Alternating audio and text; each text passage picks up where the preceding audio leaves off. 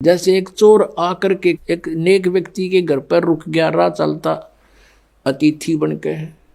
अब उस नेक व्यक्ति ने उसको एक नेक अतिथि जाना, क्योंकि वो स्वयं नेक था। उसने उसको चोर नहीं माना, खाना खिलाया, बढ़िया वस्त्र दिए, सर्दियों के दिन थे, अपने घर में चौक में सोया जहां आप सो रहा था। अब धनी तो सो गया ठाठ से, चोर उठा, उसका धन निकाल कर रात को चंपत हुआ। अब वो चोर तो चोर था, लेकिन उस नेक आदमी को चोर दिखाई नहीं दिया। फिर एक नेक व्यक्ति उस चोर के घर पर डट गया, राह चलता। अब उसने रोक लिया, रुक गया। अब वो नेक व्यक्ति जब सामने सो गया उसके घर पे, और वो सारी रात जागता रहा, कदे यू चोरी कर ले जा रात ने, कदे चोरी कर ले जा रात ने, नो जागता रहा। क्योंकि वो दोष उसमें खुद विद्यमान था, उस नेक व्यक्ति में नहीं था, अतिथि में। और भी बहुत से प्रमाण परमात्मा ने दिए कि एक साधु किसी लड़की को पीटा जा रहा था, नगर के लोग उसको मार रहे थे, संत वहां पर पहुंच गए, वो बड़े सिद्ध पुरुष थे, सबको पता था कि इसकी वचन में शक्ति है। उसने कहा कि भाई बच्चों क्या हो गया, क्यों मार रहे हो उस बेटी को। सभी गांव वालों ने कहा कि ये उल्टा है, ये यहां दुष्कर्म करती है। तो संत ने कहा कि एक काम करो, रुक जाओ, ऐसे नहीं, इसको सजा हम बताएंगे, ऐसे देना। सब पत्थर उठाओ एक एक, और एक एक पत्थर इसको मारेंगे, इसको तरफा तरफा के मारेंगे। सब उठा लो, सब ने एक एक पत्थर उठा लिया। और संत ने कहा भी इसका पत्थर वो मारा जिसमें कभी कोई अपराध ना किया हो, जिसके मन में ये दोष ना हो, वो करे इस काम ने, नहीं तो यही भस्म हो जाओगे। एक के हाथ में पत्थर ना रहा और छोड़ कर दूर जा खड़े हुए। परमात्मा ने कहा, अरे कुछ तो सोचो निकम्यो, ये अकेली दुष्कर्म करती थी या तुम्हारे गांव का भी था कोई। नीचे मुंह कर लिया, उसको क्यों नहीं पीट रहे तुम। तो कहने का भाव ये पुण्यात्माओं, हम जब भगत बनाएंगे, परमात्मा के मार्ग में चलेंगे, तो इस तरह की सांसारिक बाधाओं से भी हमने निपटना होगा, और प्यार के साथ, इस ज्ञान के साथ हमने आगे बढ़ना है। अब वह लड़की आने लगी, लेकिन इतना ज्ञान सुनकर भी बुद्धि भ्रष्ट व्यक्ति उसी तरह व्यवहार करते रहे उस बेटी से। परमात्मा की आत्मा दुख पाई कि ये दुष्ट अभी समझे नहीं मैं क्या कहना चाहता हूँ। अरे जब इनके इतने कष्ट थे, सब सो जिक्र करा करते हैं, भगवान हमें ऐसे सुख हो गया, मुझे ऐसे सुख हो गया, आपकी दया होगी, हमारे तो बुरा हाल हो रहा था, आपने बसा दिए। और आज स्वयं ये प्रभु पा के गए यहाँ पर अरेंजमेंट करने वाले। तो परमात्मा ने क्या किया, वह लड़की को बहुत तंग करने लगे, तो परमेश्वर क्या करने लगे, उस लड़की के घर पे जान लगे, बेटी मैं आऊँगा वहाँ तेरे घर पे। अब वो बदनाम क्षेत्र, और वहाँ कबीर परमेश्वर जावे, और चौक में बाहर चारपाई लगा ले, आंगन में मेन गली के ऊपर गेट, वहाँ सामने चारपाई लगा कर बैठ जा, लड़की बैठ जा सामने, लड़की के पैरों पे पैर रखकर वो पैर दबाओ, और परमात्मा उसके सांथलों पर पैर रख कर बैठ गए। और वो चेले जार ने देखे, खे दे ही जा, और भी बताऊँ, कहा जा दिखाऊं तेरे गुरु जी के कारनामे। अब कहने का भाव यह है कि परमात्मा ने सोची या सुर सुर सुर सुर अच्छी ना होती, लाइन का एक कब परीक्षा कर लो, किसी एक भक्त रह रहे हैं, ये उनको समझ चुके थे कुछ हद तक आदरणीय रविदास साहिब जी, और वो ज्यादातर कबीर साहिब के साथ ही रहते थे। रविदास जी से कहा कि भगत एक काम कर, एक हाथी ले आ किराए पे, हाथी किराए पे ले आई, और उस लड़की से कहा बेटी कल तो पूरा श्रृंगार करके आ जाना। अब ठीक पिताजी, जो आपकी आज्ञा, आपकी बेटी हाजिर रहेगी। तो उसने ऐसे अपना सारा श्रृंगार किया। और परमात्मा कबीर जी ने क्या किया, एक बोतल में गंगा जल भर लिया, सफेद बोतल में, लड़की को बिठा लिया बीच में, और हाथी के ऊपर रविदास जी को बना दिया ड्राइवर यानी पीलवान, और आप बैठ गए पिछले साइड में, और लड़की के कंधे पर हाथ रख लिया, आधा लटका न्यू आगे ने चेस्ट की तरफ, और एक हाथ में वह गंगा जल और बोतल पीवे न्यू, और उस लड़की न्यू करे उड़ा बैठे बैठे। अब परमात्मा ने कहा उसको रविदास जी को कि मेन बाजार में के काट दे अपनी गाड़ी को,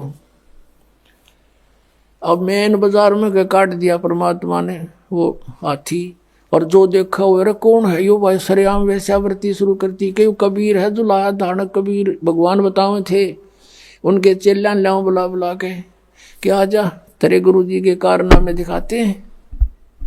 वो तो उनसा देखा नू कहे ना, मैं तो वहीं जाया करता कदे कदे, मैं ना जाता था वहां पर, मुझे तो फलाना लेके गया था एक दिन। इस तरह कहने का भाव ये है कि 64 लाख का ग्रुप हो गया था और इस लीला न देख के एक नहीं पाया टोया भी, सब विमुख हो गए परमात्मा से। अब क्या बताते हैं आदरणीय गरीबदास साहब जी कहते हैं परमेश्वर ने यह लीला किस लिए की थी कि बड़ुआ बड़ुआ सब कहें कोई न जाने खोजी, दास गरीब कबीर कर्म यो डारे सिर का बोझे। सब उसको बड़ुआ बड़ुआ कहने लगे परमात्मा को, कोई गहराई से समझ नहीं सका ये लीला क्यों की थी कि दास गरीब, गरीबदास साहब जी कह रहे हैं कि कबीर कर्म और डाल ले सिर का बोझ, कि ये 64 लाख का वजन धर लिया सिर के ऊपर, एक भी चेला नहीं ये मोक्ष होने दोगा। कहते इनको अपने सिर से पटक रहा है इनको नीचे। अब परमात्मा उनसे कहा करते थे कि जब तुम्हारा विनाश होया पड़ा था, किसी को कोई दुख था, किसी को कोई दुख था, जब तो मैं भगवान था और आज मैं शैतान हो गया, इतनी बुद्धि काम करती है तुम्हारी। अब पुण्यात्मा, वहां विमुख होने के दो कारण होते हैं, गुरु से विमुख होने के दो कारण होते हैं। एक तो गुरुद्रोही बन जा, और एक वैसे अपना कोई किसी कारण से गुरु के प्रति दोष ना रखकर उन्हें छोड़ जा मार्ग ने, तो उसमें अंतर होता है। गुरुद्रोही जो होते हैं, गुरु में दोष निकाल कर, उस 64 लाख के 64 लाखों ने गुरु जी में दोष नहीं माना था, लेकिन लोक लाज से जाना बंद कर दिया। कुछ एक थे जो उसमें मुखिया से, जो कुछ टाइप के लोग होते हैं जो स्वयं निकम्मे गणे होते हैं, तो वो परमात्मा के विमुख दोष रखा करते थे, तो उनको गुरुद्रोही कहा जाता है। और जो वैसे किसी कारण से विमुख हो जाते हैं तो उनको परमात्मा क्षमा कर देते हैं। इनको मालूम है कि इन प्राणियों के ऊपर कई प्रकार के प्रेशर है, लेकिन अब पिछली पीढ़ी तक लाने के लिए उनको चार्ज कर दिया था, उनकी भक्ति करवा दी, उनसे दान धर्म करवा दिए थे, तो उस कारण से फिर मनुष्य जन्म मिलते हुए आप जी को अब तक आ रहे हो।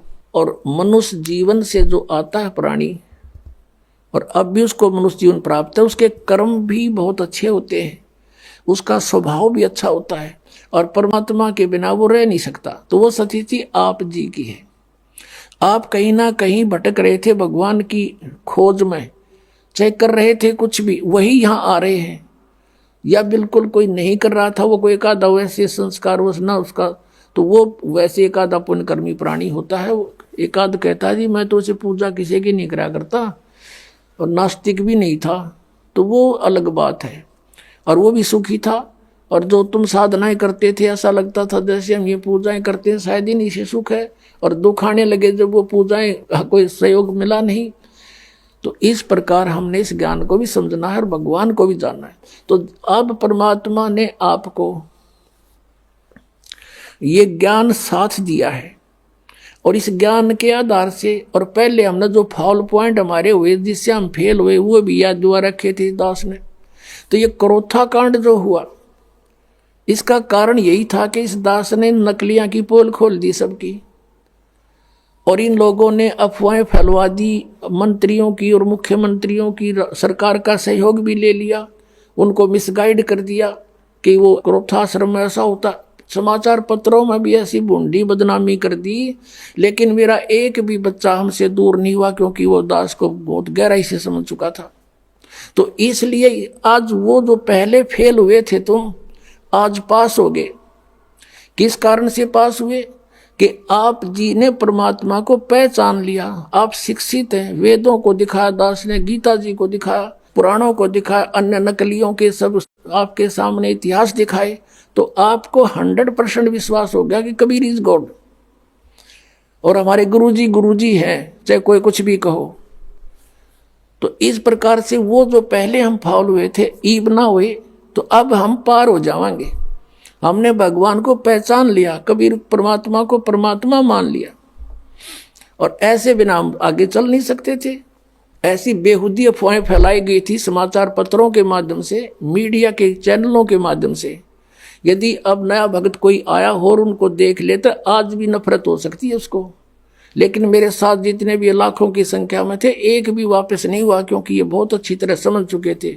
दास ने इनको तोते की तरह पढ़ा रखा था, या बैठा बैठा के, जैसे ही बाप के साथ प्रयत्न हो रहा है। अब जो प्रसंग चल रहा है, जो जन मेरी शरण है ताका हूं मैं दासी, गेल गेल लाग्या फिरूं जब तक धरती आकाशी। जो बच्चा गौ की नजर में यूं साई को संत, भक्तों के पीछे फिरे यू भक्त वत्सल भगवंत। परम पूज्य कबीर परमेश्वर ये भक्त वत्सल भगवान है। अब उन्हीं आत्माओं में से एक आत्मा मुसलमान घर में जन्म हुआ, उसका राबिया नाम था उसका, राबी। अब परमात्मा किसे दयालु हैं, जैसे आपको बहुत बार वेदों के प्रकरण दिखाए हैं।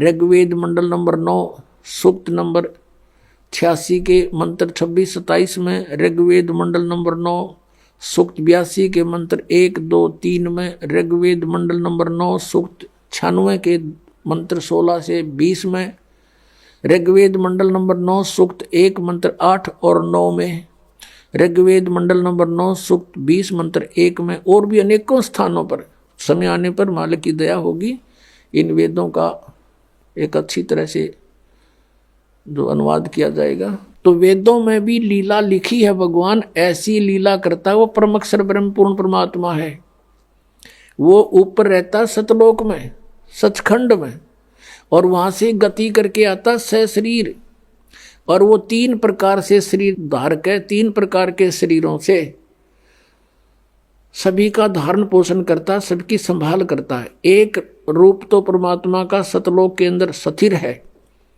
जिसमें करोड़ सूर्य करोड़ चंद्रमा मिला दे एक रोमकूप की इतनी रोशनी है, मनुष्य दृश्य है।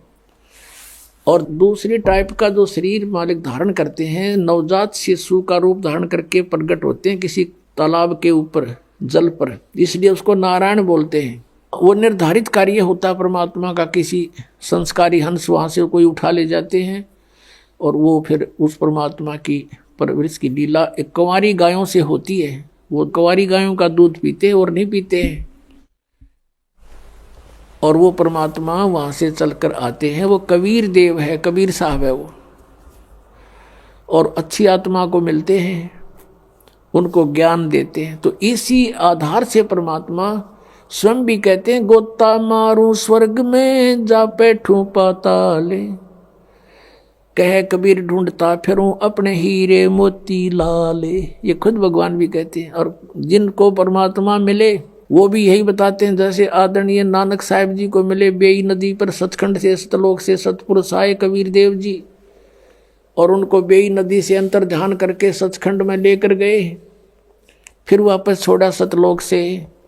उन्होंने आते ही नौकरी त्याग दी, एक नवाब के यहाँ नौकरी करते थे, और फिर परमात्मा की खोज में बनारस पहुँचे, और जहाँ देखा था ऊपर भी सतलोक में परमात्मा एक जिंदा महात्मा के रूप में आकर नानक साहिब जी को ऊपर लेकर गए थे। अब उसी रूप में परमात्मा सतलोक के अंदर विराजमान, उसी शकल में, और उसी रूप में जुल्हे का काम कर रहे बनारस में, काशी में। वहाँ जब जाकर देखा और सचमुच ये तो वो परमात्मा है जो मुझे सचखंड लेकर गया था, सतलोक में देखा था। तब कहा था, फाई सूरत मुलुकी वेश ए ठगवाड़ा ठगी देश खरा सियाणा बहुता बार ये दानक रूप रहा करता रे। अब फिर नानक जी की कोई ना सुने, वहाँ जुला इकट्ठे हो गए न, कोई पंजाब तो आके बौली बौली बात करे, इस नीरू के पुत्र ने भगवान बतावे। अब कहने का भाव ये है कि जो लीला वेदों में लिखी है कि वो परमात्मा सतलोक से चलकर आता है और यहाँ पृथ्वी पर प्रकट होता है, अच्छी आत्माओं को जा जाकर मिलता है। आदरणीय मुलुकदास जी को मिले, आदरणीय दादू साहिब जी को मिले, आदरणीय गरीबदास साहिब जी को मिले, आदरणीय घीसा दास साहिब जी को मिले, गांव खेकड़ा जिला मेरठ उत्तर प्रदेश में। आदरणीय गरीबदास साहिब जी को मिले, गांव छुडानी, जिला दज्जर, हरियाणा में। और गरीबदास जी ने कहा था कि सर्व कला सतगुरु साहिब की अरियाए हरियाणे नू, तुम कहते हो भगवान हमने पाया है, कोई नहीं निराकार है, मैं कह रहा हूँ हरियाए हरियाणे नू। गरीबदास जी कहते हैं मैं कह रहा हूँ हरियाए हरियाणे नू। परमात्मा यहाँ आए थे हमारे पास जब तक हरियाणा बना भी नहीं था, ज्वाइंट पंजाब था, और शब्द बोले गए हरियाए हरियाणे नू। परमात्मा के वचन से ये अलग क्षेत्र हरियाणा बन गया, नहीं तो आज हम इस वाणी को कैसे स्पष्ट करते कि हरियाए हरियाणे नू। तो ये हरियाणा क्षेत्र बना दिया मालिक ने, बनवाना ही था ये। कहते हैं साध वचन पलटे नीचे, पलट जा ब्रह्मांड।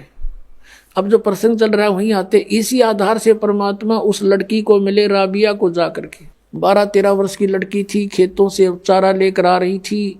परमात्मा वहाँ एक कुएं पर बैठ गए, लड़की भी बैठ गई, क्योंकि पिछली आत्मा जो होती है, कहते हैं साधु दर्शन राम का, और मुख पर बसे सुहाग, दर्श उन्हीं को होते हैं जिनके पूर्ण भाग। कबीरा साधु दर्शन का साहिब आवे याद, वो है समय लेखे में, बाकी का समय बर्बाद।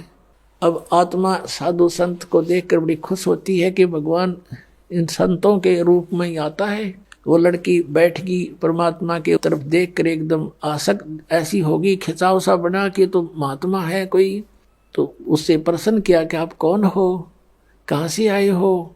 तो परमात्मा ने कहा बेटी मैं अल्लाह अकबर हूँ। अब लड़की ने सोचा अल्लाह अकबर है आप सचमुच? हाँ मैं बेटी मैं खुद खुदा हूँ। तो कहने लगे आप यहाँ किस लिए आए हो? कि मैं आपके लिए आया हूँ बेटी, आप साधना गलत कर रहे हो, आप सत साधना कीजिए। आप जो मुसलमान धर्म के अंदर साधनाएं करते हो ये साधनाएं पाप की हैं, मांस खाते हो, हैं तुम ईद बकरीद मनाते हो, ये साधनाएं अच्छी नहीं है तुम्हारी। वो कहने लीजिए हम नमाज करते हैं। नमाज तो अच्छी बात है, वो तो प्रार्थना है प्रभु की, लेकिन करती किसकी हो? अब किसी की एप्लीकेशन लिख कर चल पड़े, नाम अगले का लिखा नहीं कि किसको देनी है, किसी डीसी को देनी है या कमिश्नर को देनी है, नाम की तरह लिखा नहीं, साहब लिख दिया ऊपर, अल्लाह कहो साहब कहो, तो कौन सुनेगा तेरी एप्लीकेशन ने? या नमाज तुम करते भी हो तो तुम किसके नाम भेज रहे हो? ये क्यों? तो बेचून अल्लाह है, बेचून है, फिर तुम्हें क्या मदद करेगा? वो बेचून है तो निराकार है। तो लड़की वो तो मालिक के सामने इस अज्ञान का कहाँ ठिकाना है।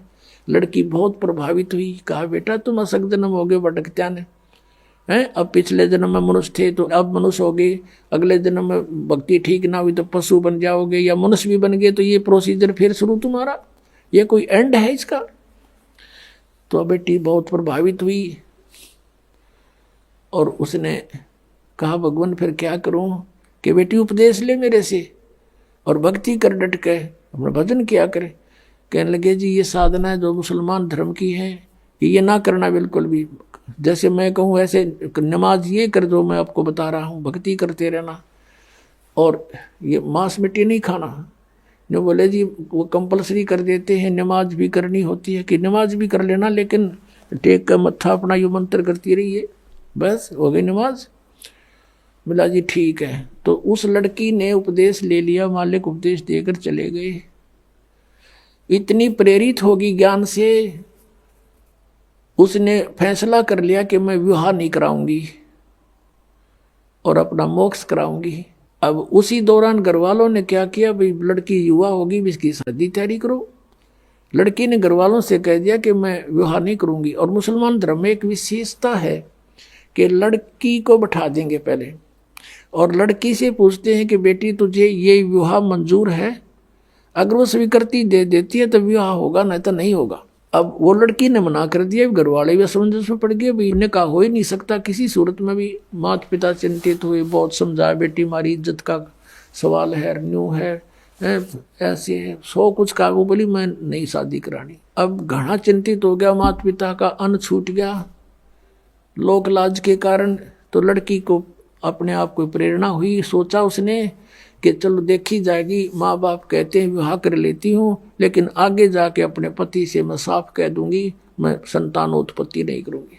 ये डिटर्मिनेशन करके उसने स्वीकृति दे दी। विवाह हो गया। एक बहुत अच्छे नेक व्यक्ति थे, अच्छा अधिकारी था, अफसर था, उससे उस बेटी का ब्याह हो गया मुसलमान के। तो वहां जाते ही उसने अपने पति से कह दिया, जी बात सुनो मेरी, मैंने एक प्रतिज्ञा कर रखी है अपने गुरुजी की कसम खा के, मैं संतान में उत्पत्ति नहीं करूंगी, मैं गृहस्थ कर्म नहीं करूंगी, और यदि आप मेरे साथ जबरदस्ती करोगे तो मैं आत्महत्या कर लूंगी, ये मेरा फाइनल फैसला है। तब वो सोच गया भी ये बात क्या बनी, कहने लगा बात बता, फिर आपने निकाह स्वीकार क्यों किया था, मना कर देते, कोई आप पर प्रेशर थोड़ा ही था। उसने बता दिया कि ऐसे ऐसे मेरे माता पिता लोक लाज के कारण बहुत परेशान हो गए थे और मैंने इसलिए निकाह मंजूर कर लिया कि ये तो शांत रहे, आगे मैं आपसे अर्ज कर लूंगी, ये सोच कर आई थी, आपकी मर्जी, मेरी अर्जी मंजूर करो या ना करो। तो बुद्धिमान समझदार दयालु व्यक्ति था वो मुसलमान, उसने एक सोचा भी मैं क्यों इसके वादा करूं भगवान की। पहले डरने वाले होते थे परमात्मा से कि भी क्यों मैं इसके टांग अड़ाऊं, इसकी भक्ति जब इसकी इतनी रुचि है। कहा ठीक है राबिया, जैसे आपके माता पिता को लोक लाज से डर था तो हमारा भी यहाँ समाज है, आप रहोगी मेरी पत्नी के रूप में संसार की दृष्टि में और मेरे लिए होगी मेरी बहन के तुल्य, तेरे अलग से मकान बना दूंगा, उसमें अपनी भक्ति करना, लेकिन घर से बाहर नहीं जाने दूंगा, हमारी भी इज्जत है। कदे तू कह मैं वहां जाऊंगी फलान करूंगी, कहीं और नहीं जाने दूंगा किसी संत भक्त के पास, अब जो आपकी आज्ञा। अब उस लड़की ने 4 वर्ष तो साधना वो की जो परमात्मा ने बता रखी थी, फिर वहां आने लगे जो अलग से उसका कमरा बना दिया, उस मुसलमान भक्त ने अपनी दूसरा ब्याह करवा लिया। मुसलमानों में कई कई शादियां हो जाती हैं, तो वहाँ आस पड़ोस की और भी भगतनी जो मुसलमान वर्ग की थी धर्म की, वो आने लगे हैं। वो कहने लगी बता तो कुछ भी ना करती या कोई बात हुई, यानी कुछ दिन में वो परमात्मा वाला ज्ञान हट गया, वो लोक वेद फिर समा गया उस बेटी में, और वो ही मुसलमान धर्म वाली क्रियाएं उसने शुरू कर दी। काल का तो जाल है कसूता। अब वो करती रही अपनी साधना, वो 50 वर्ष की होगी। 50 वर्ष की आयु जब होगी तो उसने अपने पति से कहा कि आपकी आज्ञा हो तो मैं मक्का जाना चाहती हूँ हज करने के लिए। और हज करना कंपलसरी होता मुसलमान धर्म में, वो ये मानते हैं जिसने हज कर ली वो स्वर्ग का वासी हो जाता है, उसको लाभ होता है। तो सभी बूढ़े बुजुर्गों को हज अवश्य करवाते हैं। उसके पति ने सोचा कि भी मैंने देख लिया इसको 30-35 वर्ष हो गए, मैंने कोई भी ऐसा इसका आचरण नहीं देखा, इसलिए उसने उसको अलाउड कर दिया कि आप जा सकते हो और कहो तो मैं आपके लिए कोई ऊंट की व्यवस्था कर दूं सवारी की। राबिया ने कहा नहीं मैं पैदल जाऊंगी। जैसा हमारी सोच है कि पैदल जाने तक घना लाभ होगा, अब वो चल पड़ी, क्योंकि काफी व्यक्ति जाते थे, पैदल जाते थे, लारा लग जाता था, लाइन लग जाती थी, तो वो लड़की भी चल पड़ी। अब वो जा रही थी, चलते चलते रास्ते में रेगिस्तान में एक कुआं था, कुएं के पास एक कुतिया प्यासी थी, बहुत प्यासी थी, उसके छोटे छोटे नवजात बच्चे थे, दूर एक साइड में रखे हुए थे, बैठे थे, आंखें भी नहीं खुली थी उनकी, और वो बहुत प्यासी थी। और कभी तो राबिया के चरणों की तरफ आ रही है, फिर भागकर कुएं में झांक रही है। अब राबिया उसकी भाषा समझ गई कि इसको प्यास लगी है। कुएं पर देखा तो वहां कोई बाल्टी नहीं, कोई रस्सा नहीं, आसपास कोई गांव नहीं, कोई और व्यक्ति आसपास नजर नहीं आ रहा जहां से कोई साधन मांग लाऊं।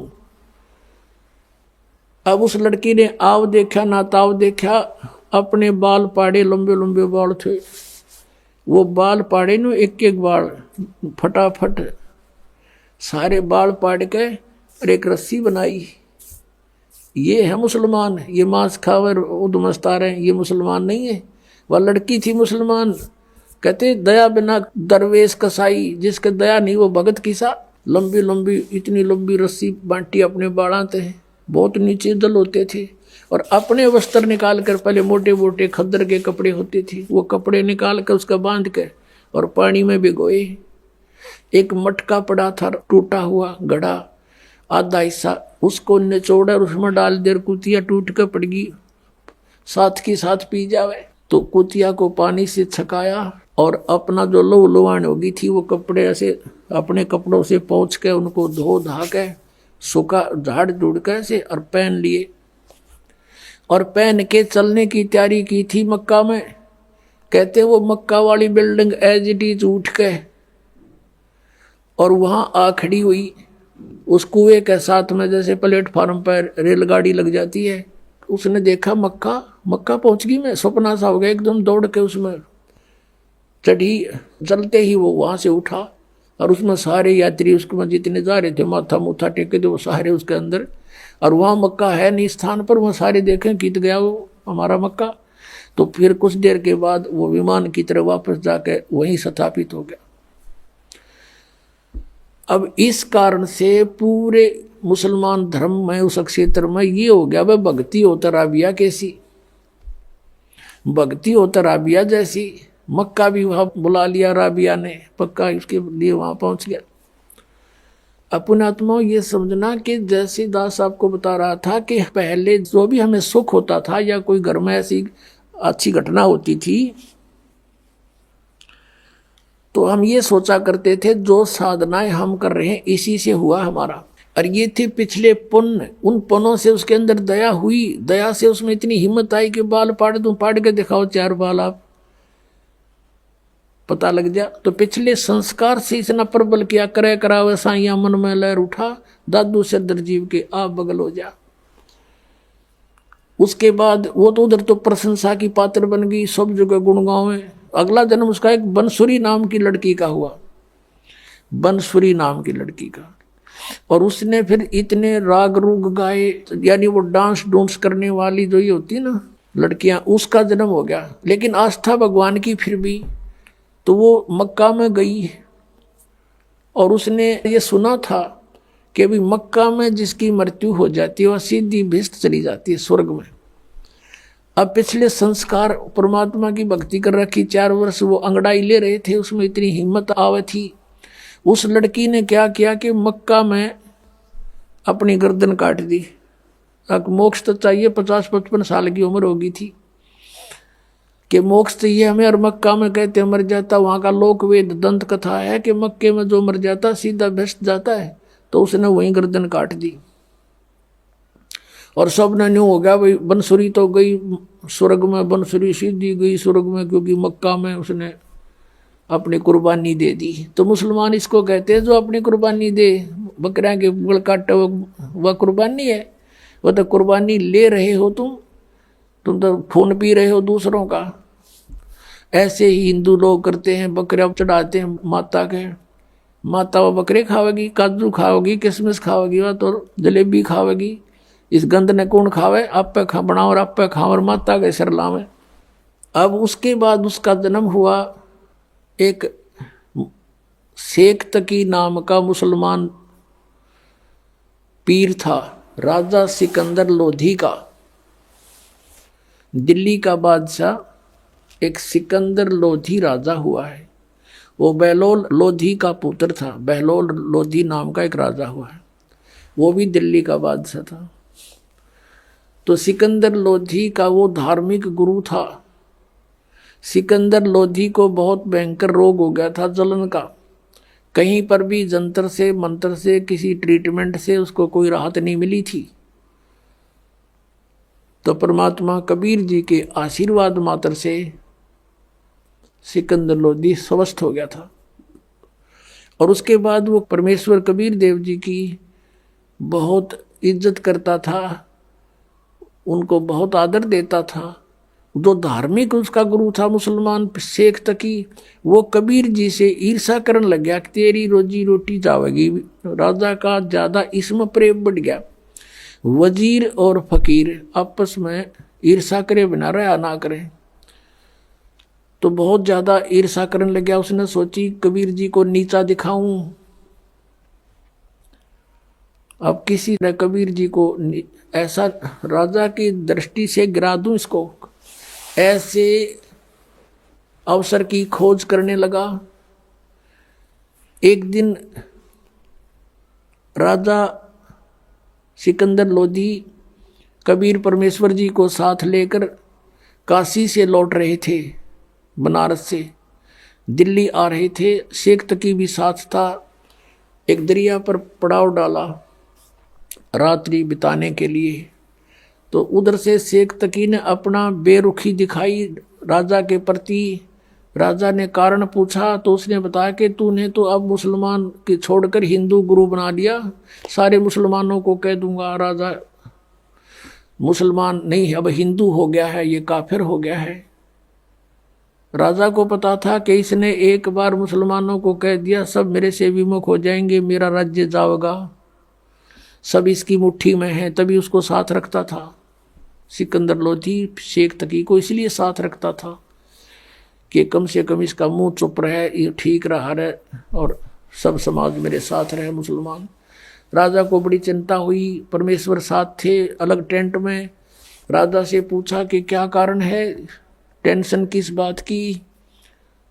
सिकंदर लोधी ने सब कारण बता दिया। सिकंदर लोधी ने कहा कि इस प्रकार ईर्षा किए हुए है। कबीर जी बोले मैं वापस चला जाता हूँ। अग नहीं, आप नहीं जा सकती, कुछ भी हो। फिर सिकंदर लोधी ने फिर कारण पूछा कि आप कैसे प्रसन्न हो गए शेख तकी, कि मैं तब प्रसन्न होऊंगा तू जिसको भगवान कहता है, अल्लाह कहता है कबीर को, मेरे सामने कोई मुर्दा जीवित कर दे। क्योंकि सिकंदर लोधी ने स्वामी रामानंद जी जो कबीर परमेश्वर जी के गुरुजी थे, उन्होंने कोई ऐसा अपशब्द कह दिया था मुसलमानों के बारे में सिकंदर लोधी को रामानंद जी ने, तो सिकंदर लोधी ने रामानंद जी की गर्दन काट दी थी। और वैसे लोगों की दृष्टि में, संसार की दृष्टि में तो कबीर जी के गुरुजी थे रामानंद, लेकिन रामानंद मानते थे कबीर जी को गुरुजी अपने हृदय से, लेकिन एक मर्यादा बनाए रखने के लिए वो गुरुजी बने हुए थे।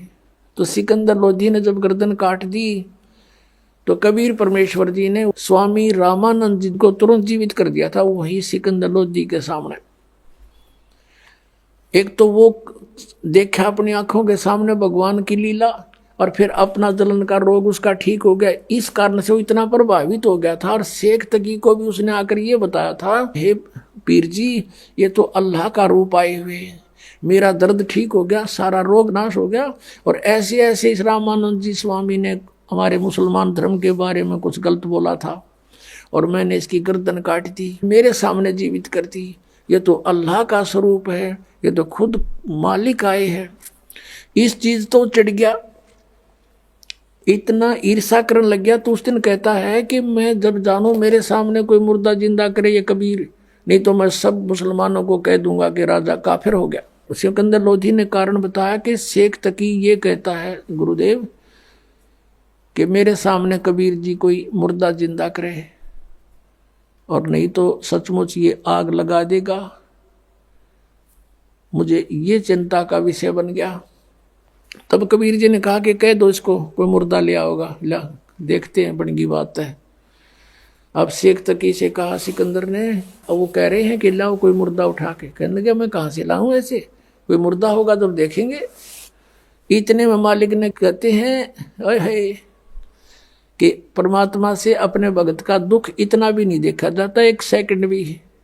कुछ ही मिनटों के बाद क्या देखते हैं कि एक लड़का मरा हुआ, मृत्यु के पश्चात जल प्रवाह कर दिया गया था। अंतिम संस्कार कुछ कबीले ऐसे हैं वो सवाह नहीं करते, ना जमीन में गाड़ते, वो जल प्रवाह कर देते हैं। वो लड़का अपना समय पूरा करके जल प्रवाह कर दिया था, मृत्यु हो गई थी, वो बहता हुआ आ रहा था। किसी ने बता दिया कि वो आ गया मुर्दा, वो आ गया मुर्दा। उसी समय सब इकट्ठे हो गए। तो परमात्मा ने कहा कबीर जी ने कि शेख तकी अब तू ट्राई कर ले, कदे बाद में नंबर बनावे। कहता मैं भी कबीर क्या ज़्यादा जानता है। तो शेख तकी लगा फू फा ठू ठा करने। उसने सोचा मैं कर दूँ तो मेरा नंबर बन गया। वो दूर चला गया मुर्दा, जल में बहता हुआ दरिया में काफ़ी दूर चला गया, कम से कम 500-600 फुट आगे को, 3-4 एकड़। तब सिकंदर को कहता शेख तकी कि ये न्यू चाव था कबीर कि किसी प्रकार ये मुर्दा आगे को चला था, इसलिए मुझे लगा दिया इसमें। ये कोई मुर्दा जीवित हो सकता है कभी? वो तो कयामत आवेगी जब होंगे। कबीर जी खड़े हुए और मुर्दा जैसे आगे बहकर चला गया था, वो शव बहुत दूर चला गया था, वहां से ऐसे हाथ किया, वो मुर्दा वो शव वापस चल पड़ा अप स्ट्रीम में। जैसे जिधर से पानी बहकर जा रहा था वापस आ गया वो परमात्मा के पास। और परमात्मा ने कहा, ये आत्मा कबीर हुक्म से इस मुर्दे में प्रवेश कर, जहां भी है वापस आ जा और बाहर आ जा तू 1 सेकंड में। उसी समय लड़का जीवित हुआ और कबीर जी के चरणों में आकर प्रणाम किया। बोलो सतगुरुदेव की जय। अब शेख तकी कहते दूने जो कहते हैं ना तेल पर छींटे लगे, उसके और ज्यादा ईर्षा बढ़ गई कि जिसने जुल्म कर दिया ये तो और ज्यादा हृदय में समा गया। अब उस लड़के के बारे में कहा उपस्थित लोगों ने कि कमाल कर दिया, कमाल कर दिया, लड़के का नाम कमाल रख दिया। अब वहां से दिल्ली आ गए। अब शेख तकी ने सभी मुसलमानों को इकट्ठा किया कि भी राजा तो धर्म प्रवर्तित करने वाला है, ऐसे ऐसे काफिर को हिंदू को साथ रखता है, और कुछ करो भैया। ये मुसलमान कहने लगे, बोलो पीर जी तुम जो कहोगे हम वही करेंगे, कि चलो राजा के पास।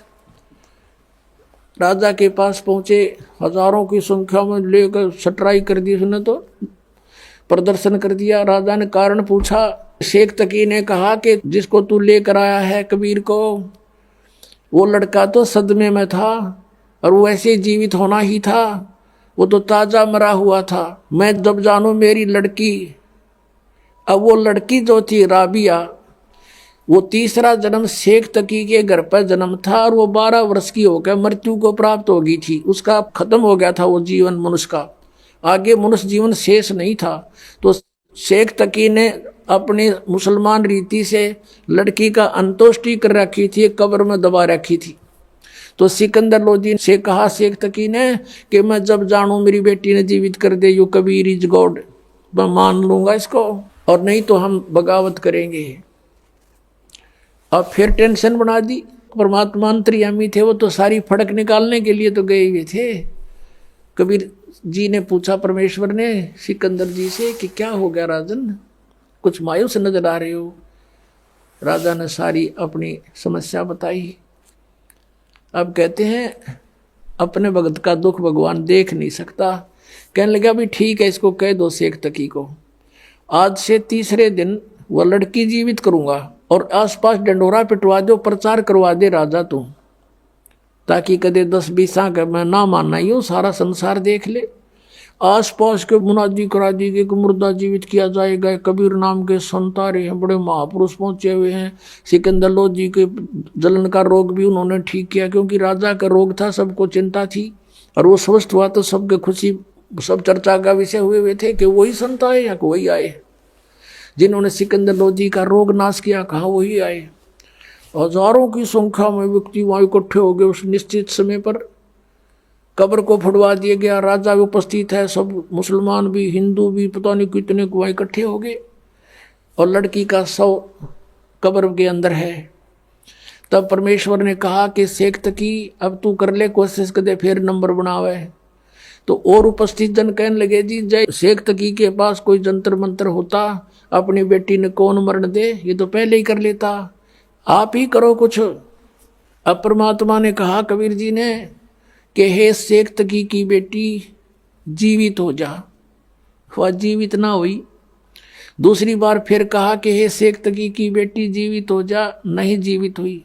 तो शेख तकी ने भंगड़ा पा दिया, नाचे कूदे, देखो पकड़ा गया ढोंगी का ढोंग, देखो देखो कुछ नहीं हो सकता इससे।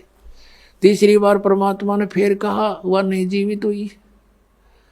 तब परमेश्वर ने कहा कि शेख तकी थोड़ी शांति रख, अखोरी शांति, पकड़ा गया तेरा ढोंग, देखो पाखंड, देखो पाखंड। तब परमात्मा ने कहा, हे जीवात्मा जहां भी है तू, कबीर हुक्म से वापस सारी प्रवेश कर बेटी के शरीर में बाहर आ जा। 2 सेकंड में सारा शरीर कंपने लगा। लड़की उठ के परमात्मा के चरणों में दंडवत प्रणाम किया। बोलो सतगुरुदेव।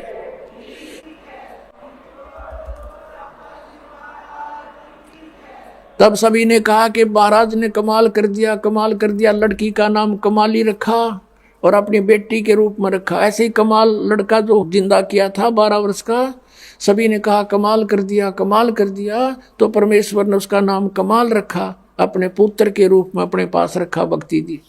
अब वो लड़की जब जीवित हुई परमेश्वर ने कहा बेटी जा तेरे पिता के साथ में, और उधर से उसको पिछले अपने जन्मों की चेतना दे दी। परमात्मा ने अपने आशीर्वाद से उसकी दिव्य दृष्टि खोल दी। अब उस लड़की को अपनी पिछली बैकग्राउंड याद आई। खड़ा होकर 2 घंटे तक 1.5 घंटे तक प्रवचन किए उस लड़की ने कि हे जनता वालों, ये भगवान खड़े हैं, ये अल्लाह अकबर हैं। मैंने चौथे जन्म पहले, तीसरा जन्म जो मेरा था उसमें मैंने इनसे नाम लिया था और मैंने 4 वर्ष भक्ति करके छोड़ दी थी। उस 4 वर्ष की मेरी भक्ति के कारण मुझे लगातार तीसरा मनुष्य जीवन तो प्राप्त हो गया, लेकिन ये मेरा इतना ही जीवन था। 12 वर्ष तक आगे मेरा शेष जीवन मनुष्य का नहीं था, मैं पशु योनि में जाती और मैंने महान गलती की थी। अब मैंने भगवान अल्लाह को पहचान लिया है, मेरा असली पिता मुझे मिल गया, मैं नकली के साथ नहीं जाऊंगी। अब शेख तकी ने करा था नोक भगवान को नीचा दिखाऊंगा। वहाँ कोई हजारों व्यक्तियों ने परमात्मा से उपदेश लिया, उनके शिष्य बने। बोलो सतगुरुदेव।